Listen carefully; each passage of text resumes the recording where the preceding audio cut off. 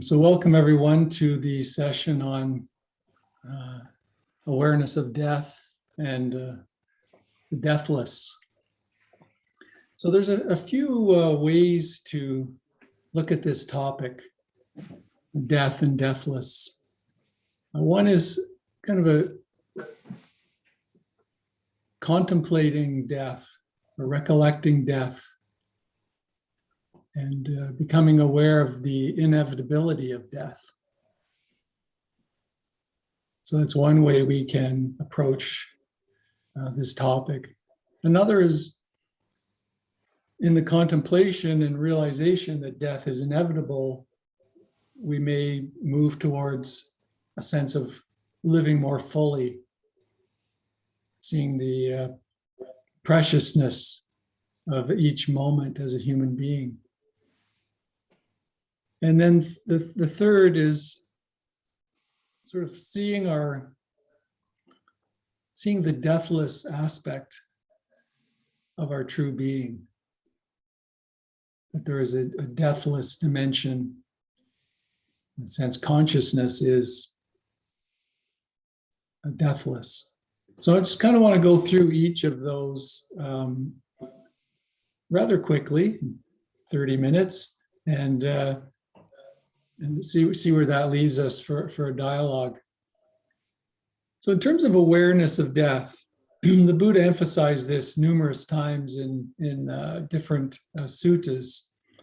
And really he talked about the fear of death being a supreme meditation. He's quoted as saying, of all the footprints, that of the elephant is supreme. Similarly, of all mindfulness meditations, that on death is supreme. A fairly direct statement about the importance of realizing death in some way in our practice. Of course, the ego wants nothing to do with this kind of contemplation. It's the primary fear of the ego, really. And many of the fears that the ego has, the fear of death underlies them in many ways. You could say behind all the craving, there is this fear of death by the egoic mind. So by all the wanting, wanting this to happen and grasping, and all the pushing away of things that we don't want, the ego doesn't want. These are all underlying all this, you could say, is a fear of death. That the ego is constantly struggling. It can't survive without struggling.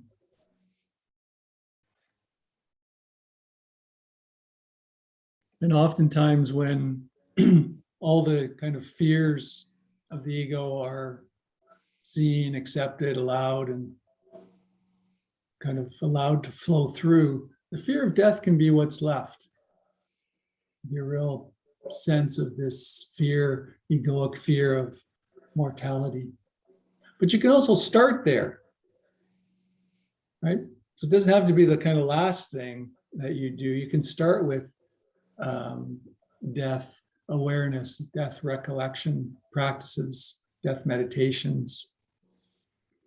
And what you might find is a lot of the other fears just kind of naturally fall away when the fear of death is allowed in that way. They just naturally flow away. All these fears are really energetic flows in the body.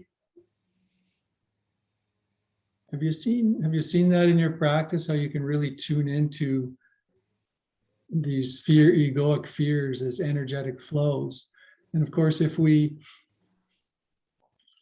resist, we kind of block that flow and it stays stuck. We got a feeling of being stuck or trapped or caught. If we allow that energy to kind of just to flow through, almost like a current, it in a way it's itself liberates.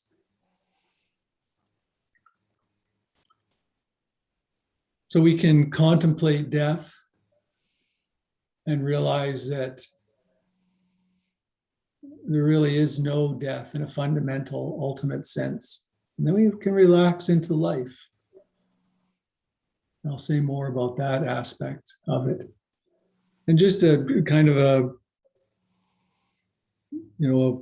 must be said is contemplating death can be unsettling for some people. It can even bring out depressing feelings, can elicit these kinds of feelings, emotions. So it needs to be done carefully and gently with self-compassion. So it's something that you approach with that attitude very carefully. But it can bring a lot of peace. It can really bring a lot of peace. When we release our conflict with death and our denial really of death, it can bring a lot of peace and tranquility. You could say it's the deepest fear of humans. It's the deepest fear of human beings. I mean, there's a whole death industry that keeps death at a distance, kind of feeds into the denial of death and kind of pushing it away and not allowing that energy, allowing that, and that real experience of life to be felt and known and accepted.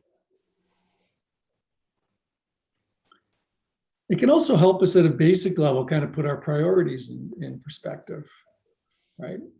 It's what's really important in life, in the context that someday this body mind will die.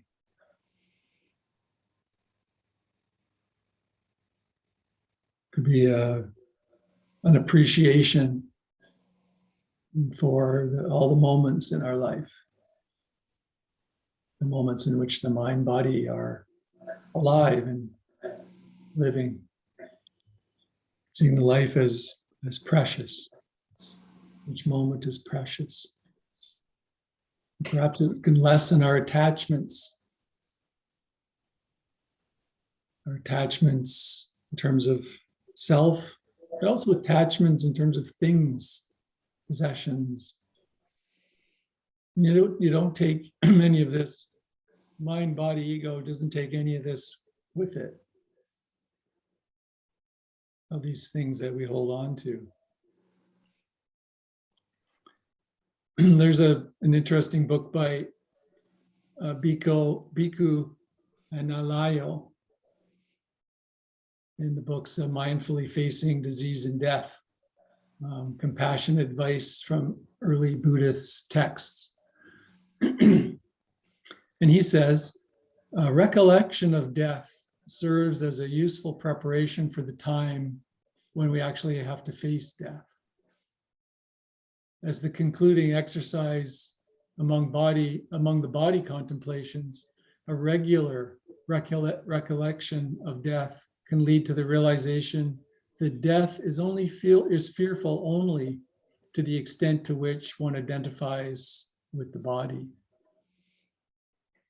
With the aid of the body contemplations, one can come to realize the true impermanent nature of the body and thereby overcome one's attachment to it.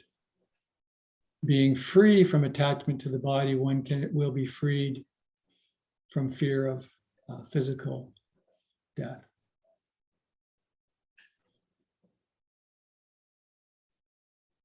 Read a poem by Mary Oliver. Perhaps you've heard this poem, When Death Comes. It's the title of the poem, When Death Comes, by Mary Oliver. When death comes, like the hungry bear in autumn, when death comes and takes all the bright coins from his purse, to buy me and snaps the purse shut. When death comes, like the measles pox, when death comes like an iceberg between the shoulder blades, I want to step through the door full of curiosity, wondering, what is it going to be like, that cottage of darkness? And therefore I look upon everything as a brotherhood and sisterhood. And I look upon time as no more than an idea. And I consider eternity as another possibility. And I think of each life as a flower, as common as a field daisy and as singular. And each name, a comfortable music in the mouth, tending as all music does towards silence. And each body, a line of courage and something precious to the earth. When it's over, I want to say all my life, I was a bride married to amazement. I was the bridegroom taking the world into my arms. When it's over, I don't want to wonder if I've made of my life something particular and real. I don't want find myself sighing and frightened or full of argument. I don't want to end up simply having visited this world. It's a beautiful poem talking about realization of when death comes and how that can help us live with amazement. To live with amazement.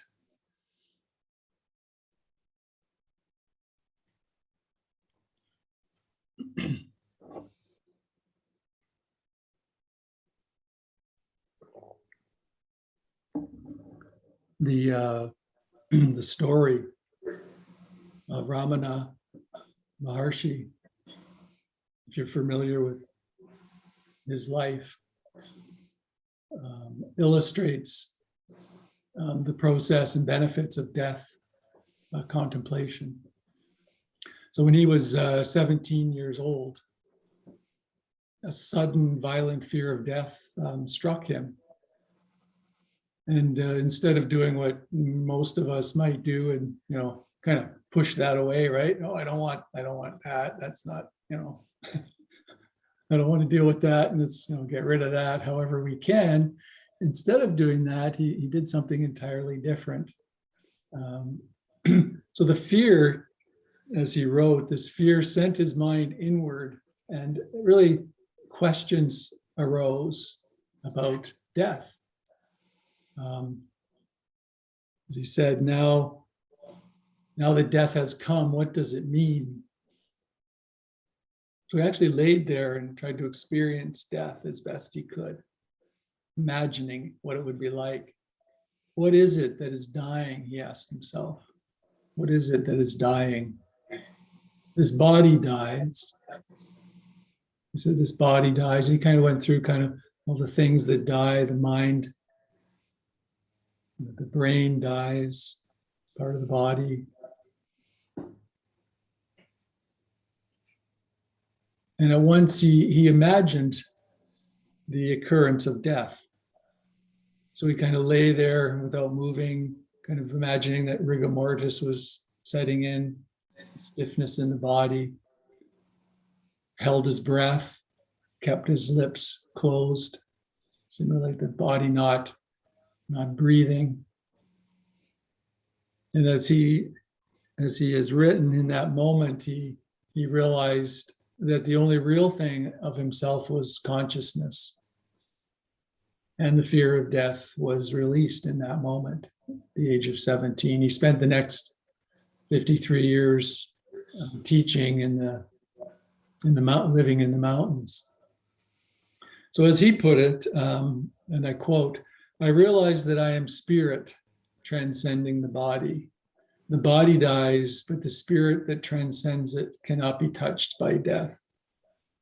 That means I am a deathless spirit. And then from that moment forward, he dwelled in the deathless, as it is often called.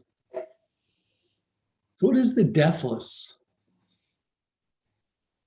I'll jump right to that. I know I went rather quickly over the contemplating death part, and um, that's a whole practice in itself, and it has great benefits. But as I've been teaching this Experiencing No Self series, I've really been engaging in direct teaching, and practices that realize the deathless is, you could say, the direct teaching. And the Buddha also taught practices around the deathless. He's quoted as saying, "Mindfulness of death, when developed and pursued, is of great fruit and great benefit. It plunges into the deathless, has the deathless as its final end." As its final end. So I'm kind of taking you to the end of the story in a sense by contemplating the deathless. Lungpo Sumedho, or Ajahn Sumedho, as some of you might know him as, it was often quoted as saying, "Mindfulness is the path to the deathless." Mindfulness is the path to the deathless. Heedlessness is the path to death. The mindful never die. The heedless are as if dead already.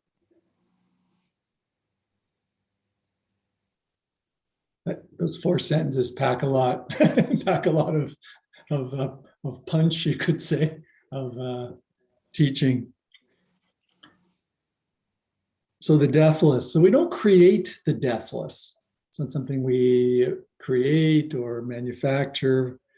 It's not something that we gain. It's not something we achieve. It's something that's realized. And what's realized is that birth and death are simply appearances. Are simply appearances.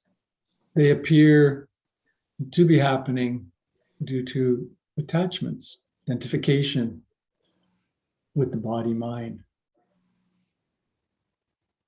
When the Buddha said, "The mindful do not die," what was he saying? What was he pointing directly to there? The mindful do not die. He didn't mean that the body of a mindful person doesn't die. The body dies. It's going to stop breathing and die and decompose. The Buddha's body died like everybody else's. So when he stated the mindful never die, he meant that when we're awake, when we're not identified with the born and the dying, then we don't die. Our true nature is still deathless, the deathless element. So, often the Buddha referred to nibbana or awakening as attainment of the deathless. Same thing.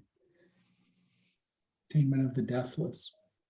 And I don't know how many of you have heard this before. I know the first time I heard the deathless, I was like, the ego, the mind I can't remember when this was, but many years ago, the mind just kind of went, "What? This doesn't make any sense." Like, deathless. You die, right? How can you not die? And so it was, to the egoic mind, this doesn't make any sense. So I'm going to try to kind of guide you through what it means at a deeper sense. And the statement that I've made before is we must die before we die to know our true nature. Pointing towards this. So what I mean by that is the ego dies, the ego falls away, is transcended permanently. Right? That's the death. It's the death of the ego. So that's the dying before we die, the ego dying before the mind body, physically expires. So it's the falling away of the ego. And this is really experienced as a death by the ego. And it is why the ego resists so vehemently.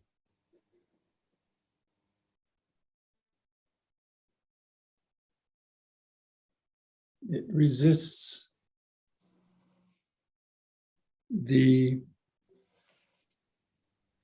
revealing of true nature by hanging on to its attachments.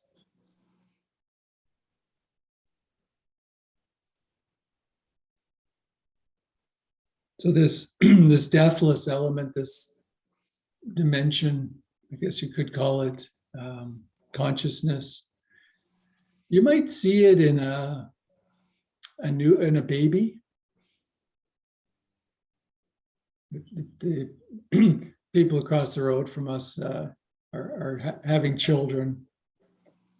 We don't have grandchildren yet, so we pretend other people's children are our grandchildren, and so we visit them and talk with them, and they're very curious. But the one thing I noticed is they've got this kind of that what we call innocence, perhaps, that look. There's a look that the ego hasn't formed yet.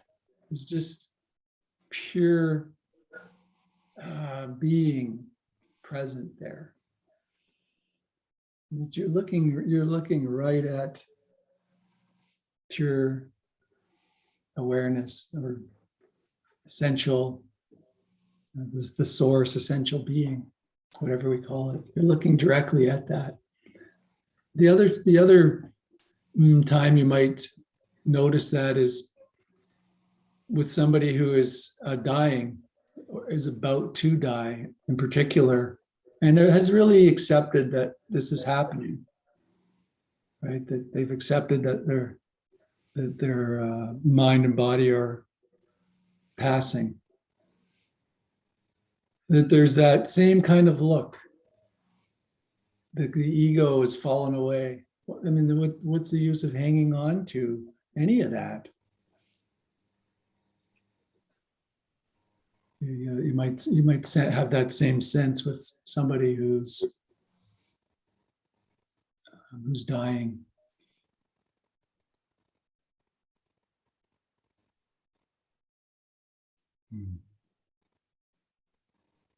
So people who have realized the deathless before they die, they don't grieve and despair when there is bodily death.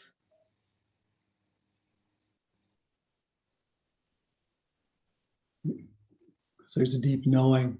Most often, people will support others around them, support and console those around them who are grieving. The example is the Buddha when he was dying. Ananda was distraught, just freaking out, really beside himself, and the Buddha was really consoling him and saying soothing things to make him, his grieving process move through him. So he was consoling. And he also used the last moments, his last few breaths, to teach. His last moments was a teaching on impermanence. This is the very last thing he said. Was a teaching.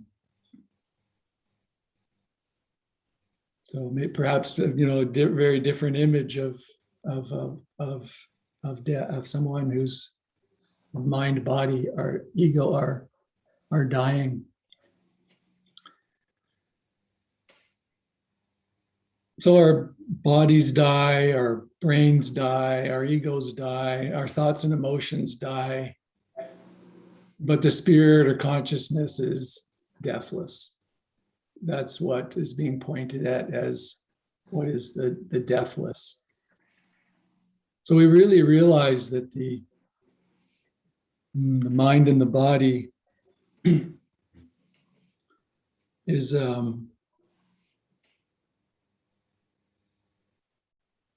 each unique mind and body is you could say, a localization of the infinite, of infinite consciousness. It's a manifestation of infinite consciousness.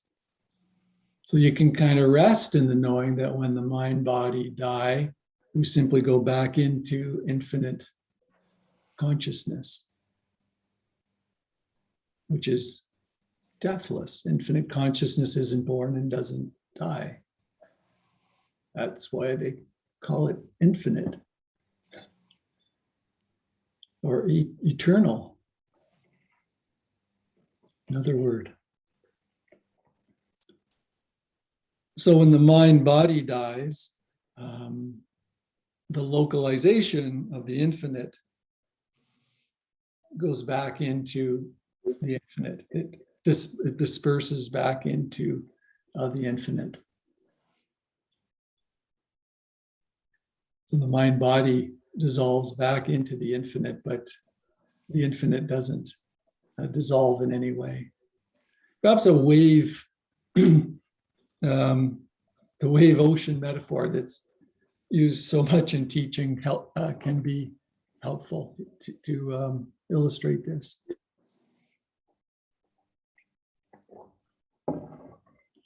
So all there is to a wave is water. The ocean, water. So mind, body, ego are simply our waves, right? And the wave might think, if it had the capacity, oh, when I hit the shore, I'm going to die. I'm not going to be, I won't be a wave anymore. I'm going to die and discontinue my existence. I'm no longer going to exist.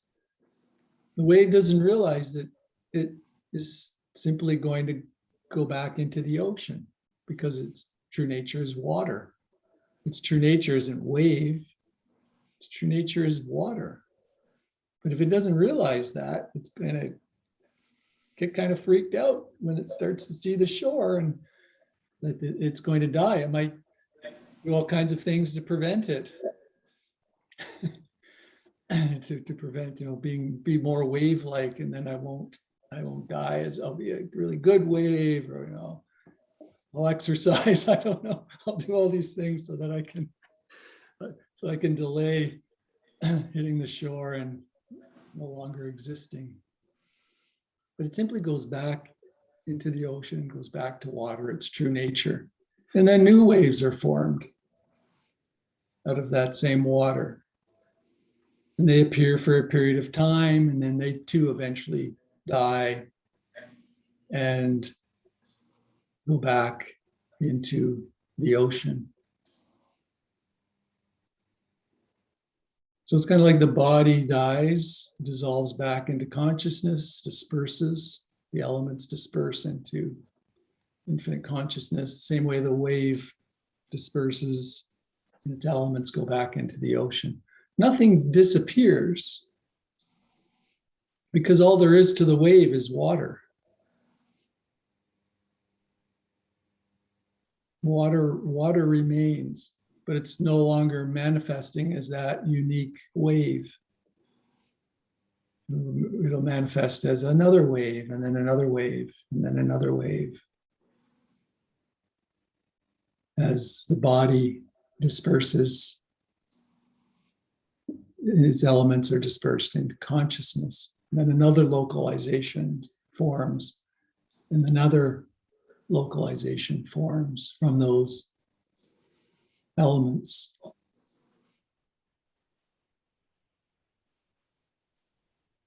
So this is really what's meant by the deathless.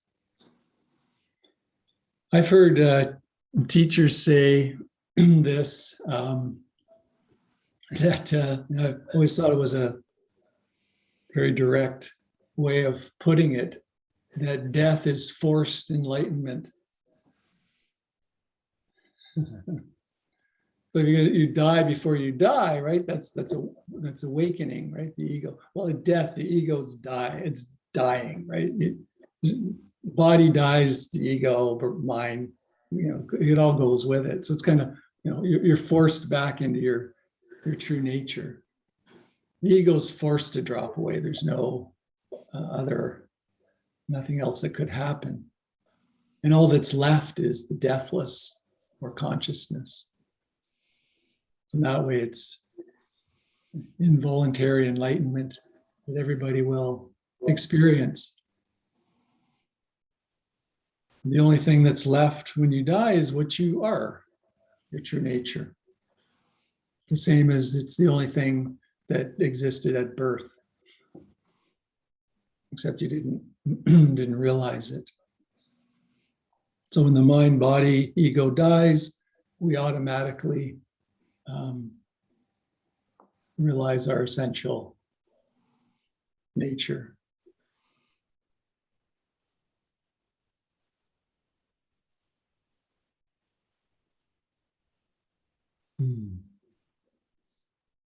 Got this really cool Zen Koan I wanted to share. I've only got a minute, but I think I'm going to share it. It's a remarkable one that illustrates this surrender into the deathless. So a koan is simply a riddle. It's given by Zen teachers, Zen masters, to students, and they're given this riddle or koan, and they're told to go meditate and then come back, at a certain time and give me the answer. So that's kind of what a koan is. You're given this riddle. And so I'm going to give you a koan, tell you the koan, and then we'll kind of work through it a little bit.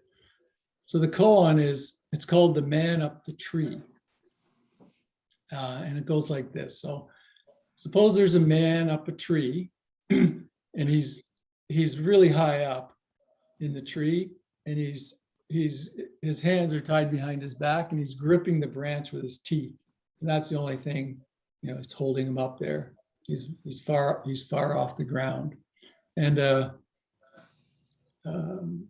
monk, a Zen master, passes below him and says, "Say the one true thing that can save your life." So that's the koan that the Zen teacher's given you. He's given you the scenario, and then he asks you to say the one true thing that can save your life. You're the one up in the tree. And so you go off and you meditate and contemplate and try to come up with the one true thing that can save your life. So what would what would you say? What comes to mind?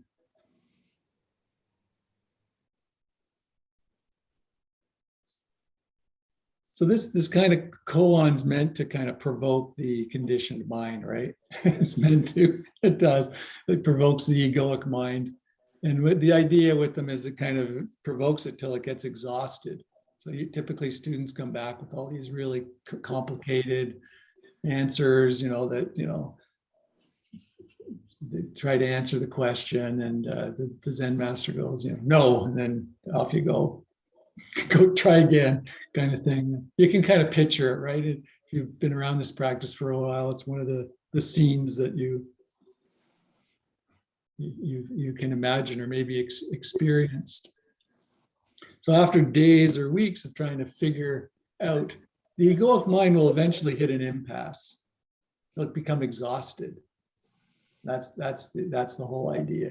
So you go back and forth with the teacher with these complex answers, which are all rejected, and then you hit this kind of this impasse. And the answers are rejected because there's one misperception. It's one misperception. There's one thing with this story that is absolutely true. And you probably thought it right as soon as you heard the story, but then it rejected it. The egoic mind rejected it as one thing that's absolutely true. No matter how many permutations of the story that you think through with the mind, there's one absolute certainty about the story. And that is that this man is going to die. There's no other way for this story to end. He's hanging on a branch by his teeth.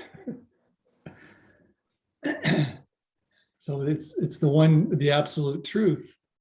And it's likely the first thing, as I said, that enters our mind, but we reject it immediately, and we start thinking of ways to save him or save ourselves. So we suspend our knowing of this and try to think our way out of it. The egoic mind kicks in. This is what this exemplifies. These koans are meant to exemplify what we do in life, how we respond to situations in our life. So if you're up a tree, hanging on by your teeth, and a monk says, say the one true thing that can save your life, what are you going to do? So if you saw the situation with perfect clarity, you know that you're going to die. And you just accept the situation and open your mouth and fall. And, between the branch and the ground, you'd be alive for the first time, truly alive for the first time, because you've relinquished all fear. At that moment, you would have relinquished all fear and touched your eternal being. So that's why I say you would be alive for the first time. So I'm not going to tell you the answer to the koan. You're not really allowed to share answers, although I'm sure they're on the internet somewhere. Although I did Google a few, and it's surprisingly how well the Zen community has somehow kept a lot of the answers off the internet out to the Zen Koans. But you can see how surrendering to the truth that you are going to die actually allows living to occur. So by surrendering, the man had a few seconds of actual living without fear. He would have touched nirvana. He surrendered into the deathless in that moment.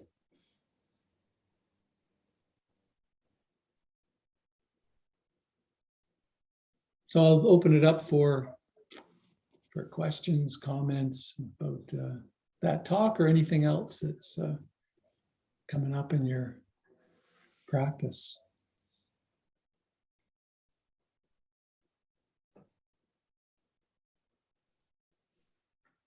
I covered a lot, as usual. I try to probably cover too much stuff, but it's like a Thursday night barrage of teachings. Yeah, Giovanni, did you have something? No, I think it was an easy. Yeah, so just thought I would sort of share some thoughts and impressions from what you were talking about.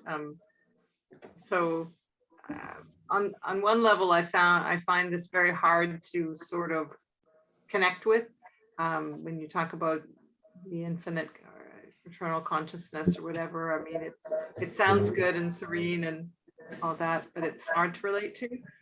But so when I was trying to connect and think, how to relate, how to take it in, some ideas, which may be my egoic mind trying to grasp the concept, but it occurred to me that when we're gone, when our body is gone, the impressions or that we've left on the world and on people live on, and so in that way we don't die.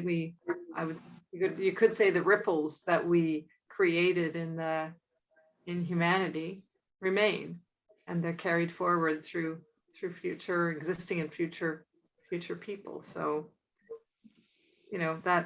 that's one thing that occurred to me that felt whatever. It's just kind of, and the other one was that sort of the whole mass to energy kind of thing, that all our makeup is just atoms, and so it all disintegrates, it all de-integrates and into basic compounds, and then it's reintegrated back into another living thing. So in that physical sense, although I'm sure that's not what you're referring to, but it's a concept that helps me kind of get into this idea. Just thought I'd share that.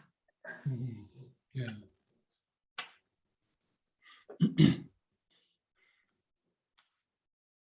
Yeah, I can see the as we've said many times, the egoic mind cannot ever figure out the infinite.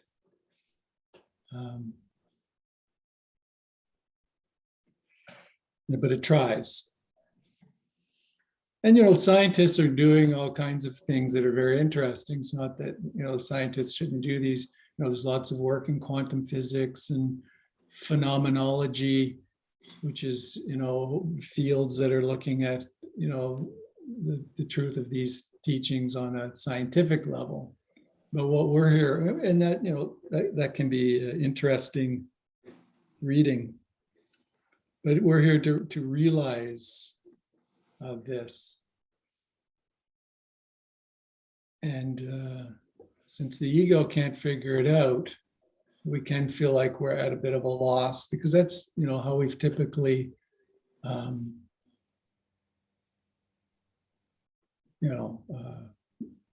to us, realized things. It's a different kind of realization. So since it is already who you are,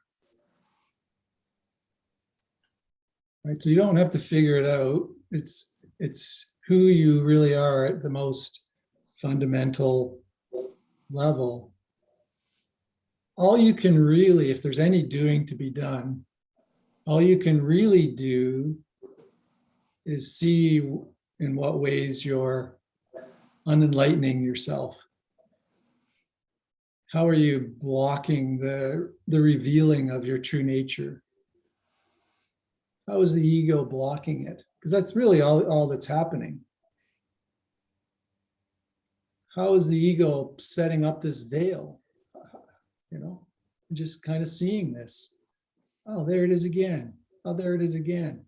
And it's, through seeing how we're continuously unenlightening ourselves, or putting ourselves back into the sleep state.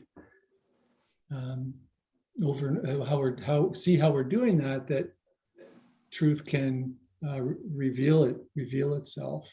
That's one way to come at this, rather than trying to figure it out at an intellectual level in any way with the mind.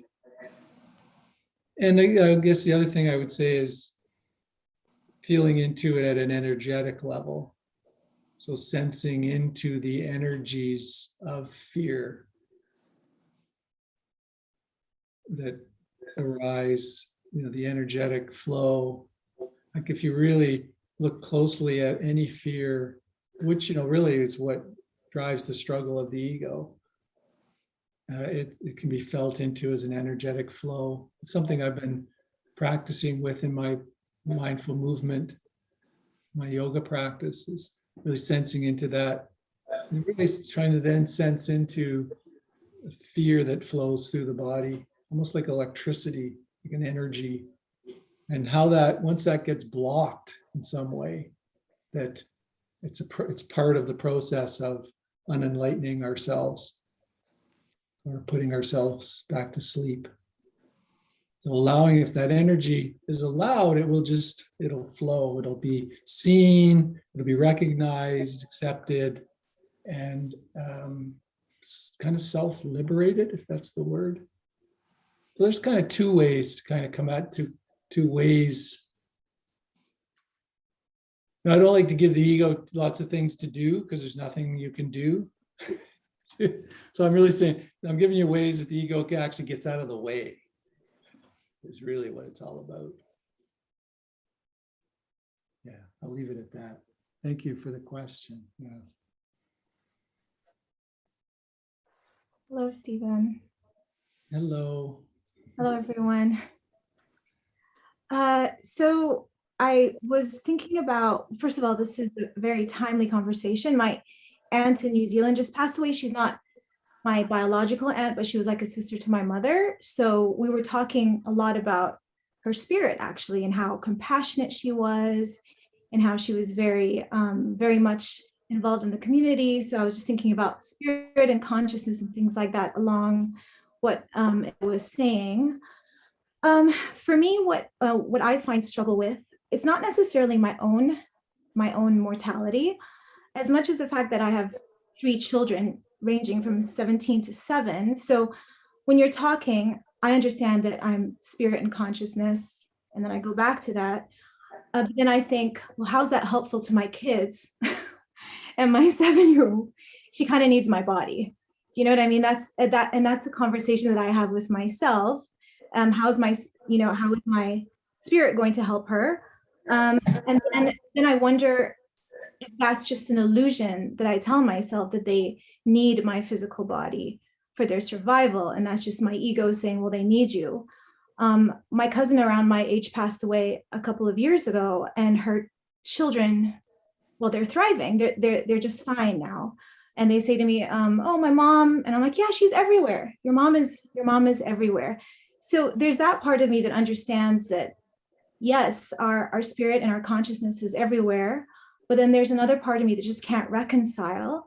And so I really struggle with my mortality for my children. So then, if I have any medical results coming, I grasp and I grip and I go, oh, what if it's cancer? And what if it's this? And what if it's that? But then I realize that's grasping and, and that's not helpful to me. But then I, try to take care of myself so that I can stay alive. Is that grasping and gripping? I don't know. So I guess my final underlying question is, in my case, is it perhaps helpful to maybe have these open discussions with my children about consciousness, about spirit, about deathlessness? And yeah, I don't know, that's the thing that I struggle with the most, I would say, is my mortality as it relates to my children. So thank you.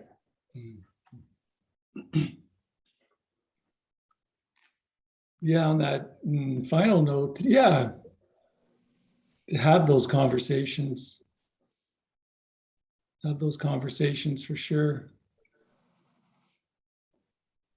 Of course, at our dinner table as the kids were growing up, we had a lot of conversation about spirituality and social justice issues.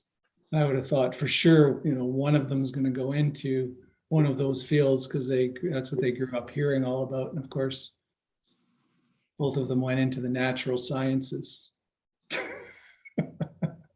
environmental science. So I don't know, but I like to think that something resonates and has a definitely effect.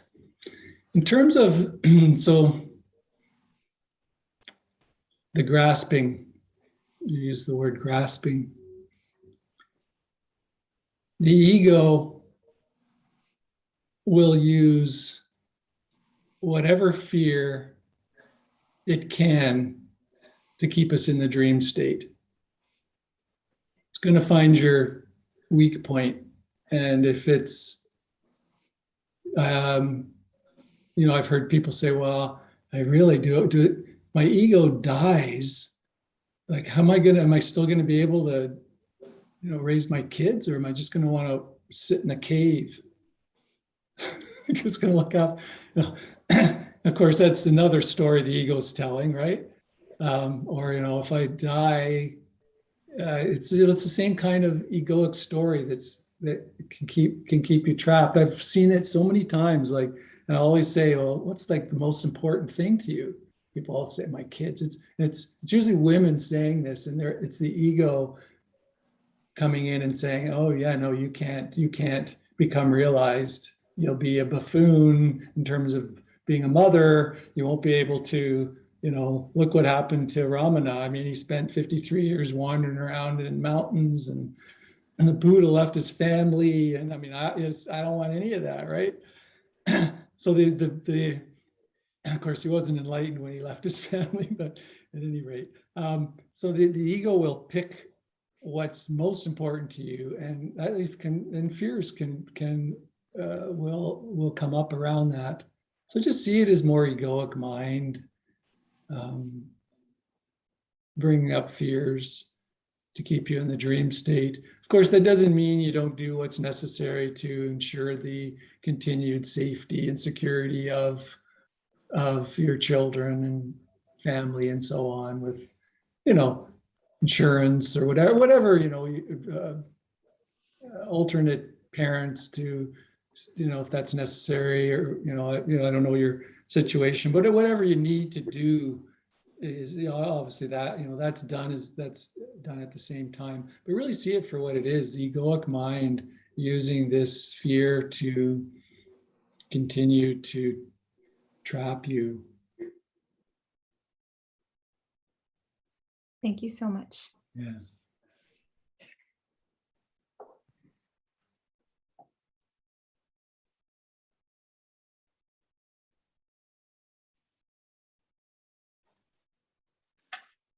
Stephen, I love the image of mind body as being a wave on the ocean. It's a great image. That's really going to stick with me, I think, for forever.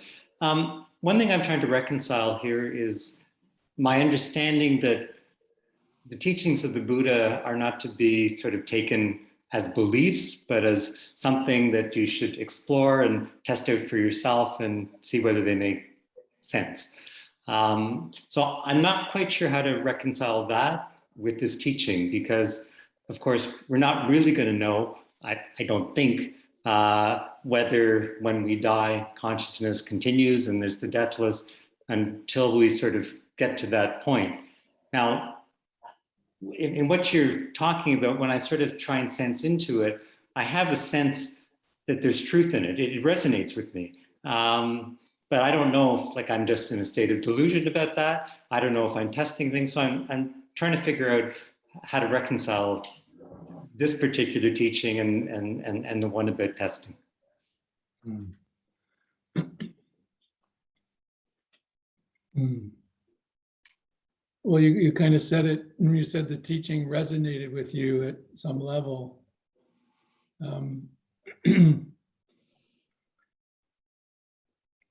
So that's really what it is. So yeah, you're right. Don't just take this as a belief system and adopt it. It's something that is experienced, and we can experience the deathless. It's not an experience, but we can sense into the deathless. I mean, that's what we do when we do our practice, where we sense into still aware presence. That's the deathless. So so many of our practices in this direct teaching that I've been offering bring us to that type of meditation. And as the ego falls away, as we transcend the ego, and we see pieces, and pieces are falling away. If you've been with me for, I don't know, 15 weeks on this, pieces of the ego are falling away. You may not even feel like they are, and you might not notice it until and I've said this before, but one day you kind of go, oh, geez, I don't really find that interesting anymore. That was really interesting too, so that parts of the pieces are kind of falling away. And as more pieces of egoic mind fall away, what's left is the deathless. So it becomes, you're feeling into it more continuously and deep and in a deeper way. So that, that is the practice. So yeah, it's not believing, same with, don't believe me that there's still aware presence or that there's the deathless. You need to feel into it for yourself. Does nothing, it's just a belief, it's just the ego believing something, right? A belief is just the ego in operation. So belief has absolutely no value in this. In fact, it's one of the ways you unenlighten yourself. is forming belief. So you could go away from this, say, oh yeah, I believe Stephen, yeah, I'm gonna, so I don't have to worry about death anymore because I'm just gonna, dissolve into the infinite and everything will be fine. I'll still be here. The ego can actually think, well, it kind of sounds like I'll still be here, right? So the ego, the ego can, twist this in all kinds of ways to make itself immortal. So it's not that, so that's where belief leads you, right? Is that kind of thinking. But so this needs to be experienced directly. So it is my deepest wish that you all touch upon the still aware presence or the deathless. And once you touch it, there's a deep knowing that's there, and you no longer are in control of your practice. You couldn't stop practicing if you wanted to, because there's something deeper. I think you're all at that stage. Nobody comes to a Thursday night class this long that hasn't touched the deathless. I couldn't fathom that would be the case, because it's academically, this is not all that interesting for the ego.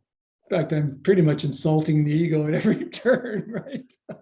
There is no real thing called the ego, but it feels that way, right? It feels like I'm insulting that there's a thing called the ego and I'm insulting it. The ego is just, a bunch of processes that are occurring. But so yeah, I think you've all touched it. It's just dwelling in that still aware presence or the deathless that is eternal, timeless, deathless, infinite source.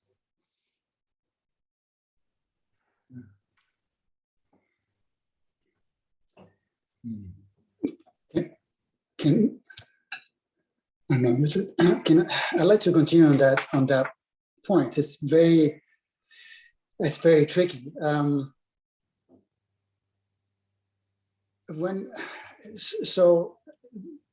It is possible to chip away in some ways.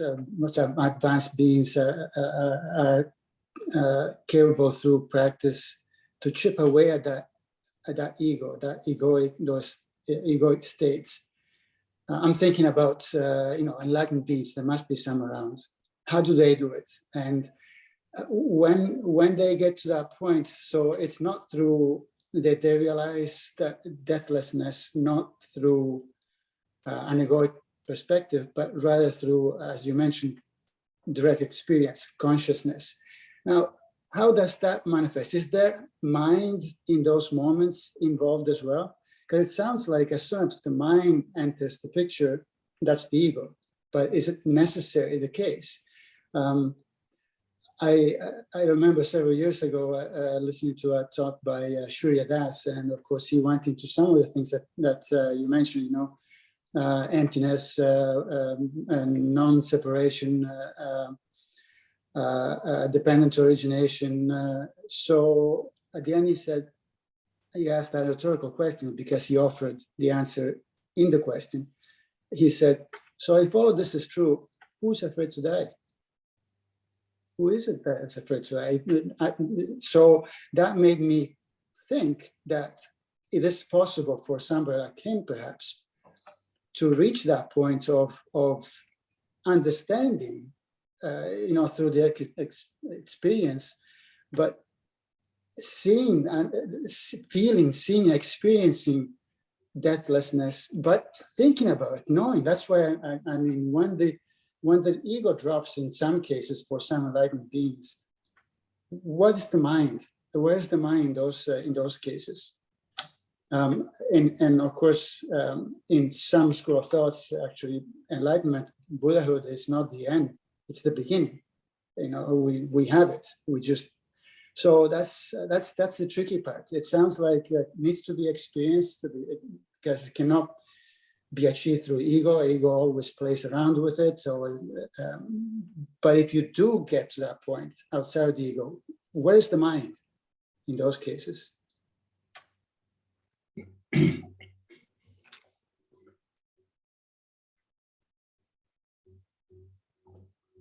So I think you're maybe asking, is there a role for the mind in awakening? Is there a role for, because you asked about concepts, I think last session, is there a role for conceptual thinking?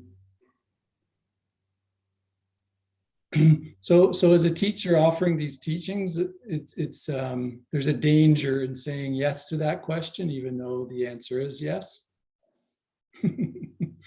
Because the ego can go, oh, okay, I like this. I like what I'm hearing. I can analyze this. So we're not going to figure it out with the mind. But once it's realized at a visceral level, it can be described using concepts.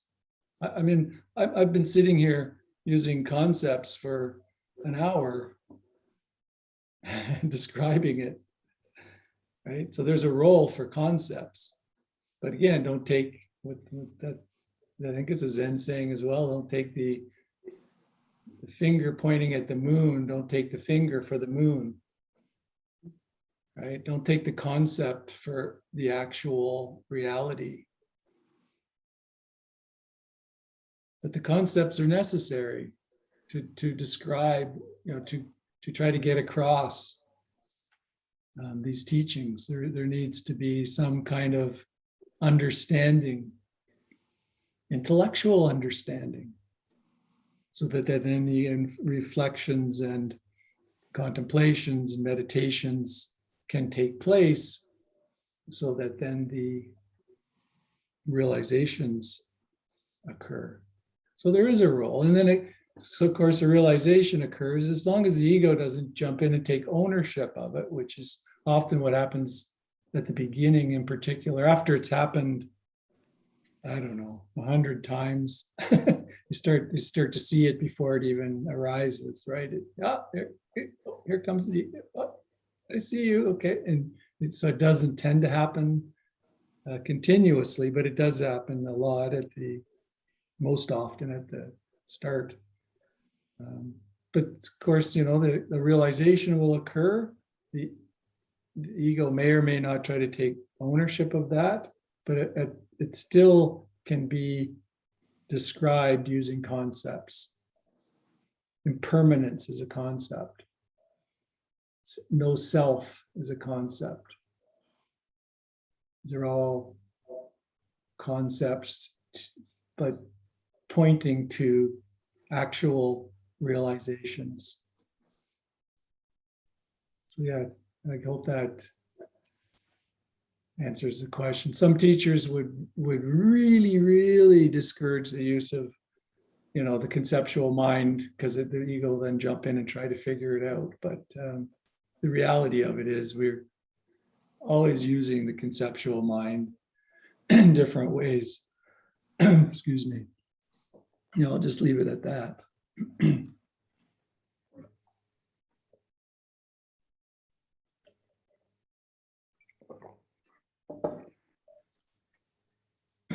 So, so the